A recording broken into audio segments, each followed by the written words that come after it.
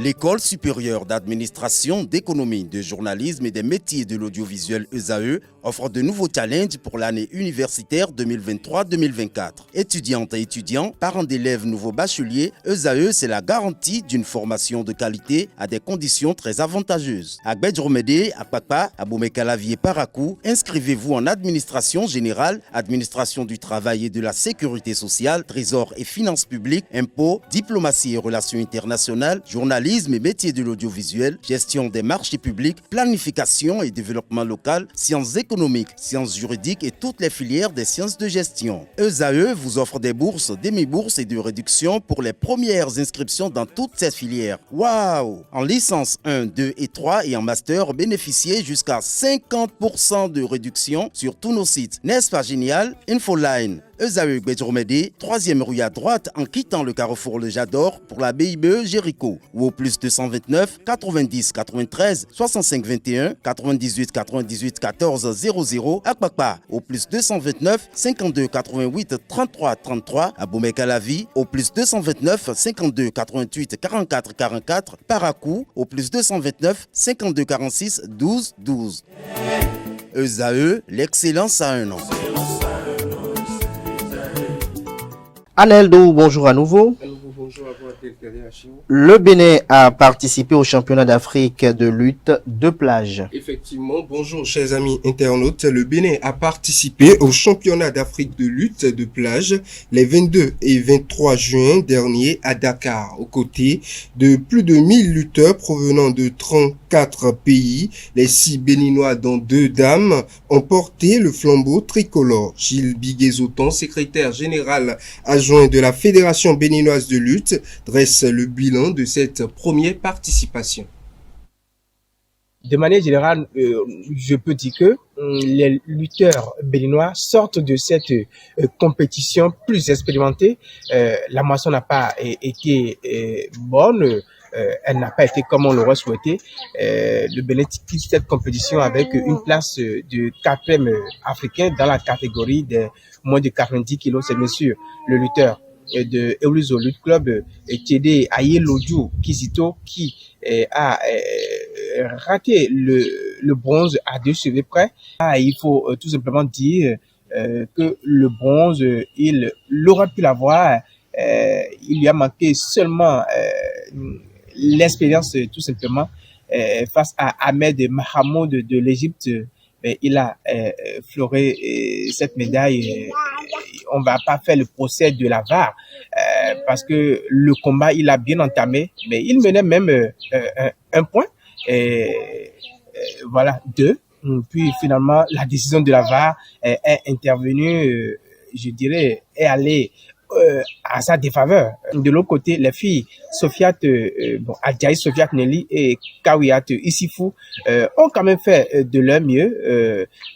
Elles étaient allées jusqu'au 3e round, mais malheureusement pas de médaille de leur côté. Je rappelle aussi qu'en marge de cette 2e édition du championnat d'Afrique de lutte de plage, un séminaire de formation a été organisé à l'intention des arbitres et entraîneurs. Et à l'arrivée, Kakou Amosou Nicolas sort arbitre international de lutte de plage. Puis un camp d'entraînement, autant pour moi un camp d'entraînement, est organisé au profit des athlètes de taekwondo. La Fédération béninoise de taekwondo organise à l'endroit de ses athlètes des camps d'entraînement de mise en jambe en prélude aux compétitions statutaires dénommées Training Camp. La première phase a eu lieu du 28 au 30 juin 2024 dans les ligues régionales Atlantique, Borgou, Alibori et Littoral. Le récit avec cet Ondelarius Adjagbino. Les taekwondoïnes béninois, toutes catégories confondues, s'attellent à peaufiner les techniques en prélude au championnat national 2024 sur un stage de 3 jours organisé par la fédération. Au menu de ce camp, nous avons prévu renforcer les capacités des athlètes en matière de kyorigi, c'est-à-dire les techniques de combat, renforcer les capacités également sur le mudo, pour pouvoir déboucher sur l'appropriation des pumse.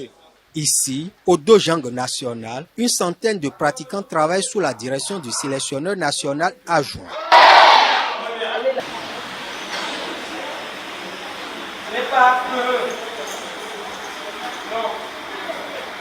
L'explosivité, la coordination, l'harmonie constituent entre autres les points sur lesquels porte la séance du deuxième jour du stage ce samedi 29 mai 2024.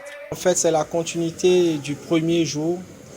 Nous sommes sur le volet Pumse et ensuite nous allons enchaîner avec le Kyorigi, les techniques de combat. Nous essayons de parfaire les techniques pour que nous sentons tout au moins qu'il y a une parfaite harmonie des techniques sur le plan national. Ce training camp, première phase d'un programme fédéral, se déroule simultanément à Cotonou, à Boïkon et à Parakou. Les ligues régionales Monokufo, Ouémé Plateau, Zou Colline et Atakora Donga vont abriter la seconde phase du 12 au 14 juillet 2024. Le premier championnat national se prépare en mini-foot. Le Bénin s'apprête à lancer son premier championnat national de mini-football prévu pour débuter officiellement le samedi 6 juillet 2024. 3 catégories seront en compétition, les filles, les vétérans et les seniors. Après la formation des commissaires au match pour assurer le bon déroulement des rencontres, 27 arbitres, dont 4 filles, ont été formés sous la supervision de l'instructeur Borgias Huidin. Le président de la Fédération béninoise de mini-football, Germain Wanvoegbe, garantit que toutes les mesures seront prises pour assurer le succès de cette première édition, malgré son caractère non qualificatif pour les compétitions. Les équipes vainqueurs recevront des prix substantiels en nature et en espèces. Le coup d'envoi aura lieu au stade René Pleven d'Akpokpa avec un programme de match passionnant débutant par une confrontation entre Dynasty Football Club et Victoria Football Club dans la catégorie notamment des filles.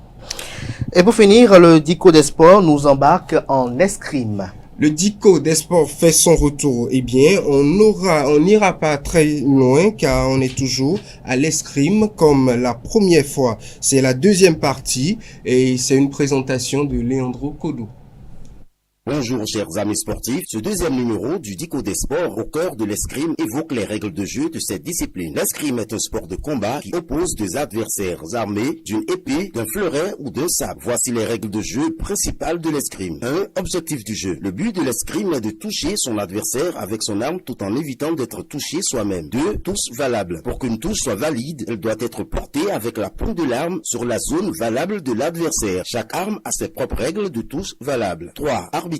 Un arbitre est présent pour superviser le déroulement du match, vérifier la validité des touches et attribuer les points aux combattants. 4. Les règles de priorité. En escrime, il existe des règles de priorité qui déterminent lequel des deux combattants a le droit d'attaquer en premier. Ces règles varient en fonction de l'arme utilisée. 5. Les touches. Un point est attribué à chaque fois qu'un combattant touche son adversaire de manière valide. Le combat se déroule en plusieurs assauts et le premier à atteindre un certain nombre de points remporte la victoire. 6. Protocole de salut. Avant et après le combat, les escrimeurs doivent se saluer correctement en signe de respect et de fair play. 7. Équipement de protection. Les escrimeurs doivent porter un équipement de protection approprié, comprenant un masque, une veste, des gants et un pantalon spécial pour éviter les blessures. Ces règles de jeu sont essentielles pour assurer un combat équitable et sécurisé en escrime. Merci de nous avoir suivis. On se retrouve demain pour une nouvelle leçon sur la pratique de l'escrime. Merci à vous, Aneldo, pour cette présentation de l'actualité sportive. Si tout va bien, on se retrouve tout à l'heure pour le panel de discussion. Chers amis internautes, à présent, on retrouve juste après Francis Fahmy pour la définition du jour.